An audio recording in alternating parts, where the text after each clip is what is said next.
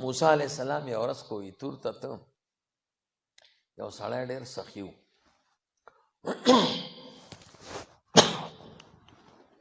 ورته وی موسی علیہ السلام ته کوهي تور ته ځې او ما ډېرو روپۍ د الله په لاره کې خرڅ کړې وی الله ته ووایه زما څومره روپۍ دې قبولې کړې هغه ورته وی دې خبرو کې کار مه لره ویلې نه موسی علیہ السلام سوال وکړ الله ورته وفرمیل د ده مې یو غیران قبول کړی د روپۍ نیمه حصه چې راغی وی د روپۍ نیمه حصه الله قبوله کړی بس غصه شو چې ما خو کروڑونو روپۍ ولګولې او ویله الله نیمه روپۍ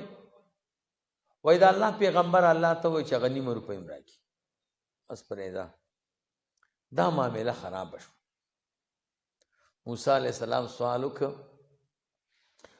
الله ورته وفرمیل د ده هغه غیران چې دی هغه نیمه روپۍ په فلاني پوله پرته د ځان له دې والي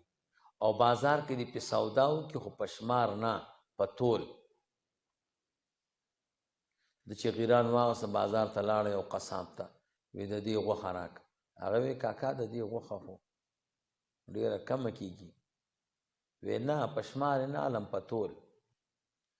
وی دې تله کې به یو طرف کې د تیږې په ځای داغ دم او بل طرف ته ته غوښه ږده هغه مې په دې خو یو ټوټه کېږي ویل چې هر څومره کېږي چې غیران یې کې خو هغه پکې لږ غوښه واچوله غیران دروند و بیا نوره بیا نوره بیا د ټول دکان غوښه پکې کېښ دروند هغه وی داسې دي ځه وروره سودا مودا نشته بل دکاندار ته داسې تلی پیدا نه کړه چې د ده د غیران وزن برابر کړي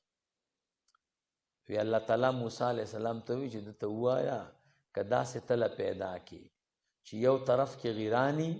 او بل طرف کې د ټولې دنیا سامانې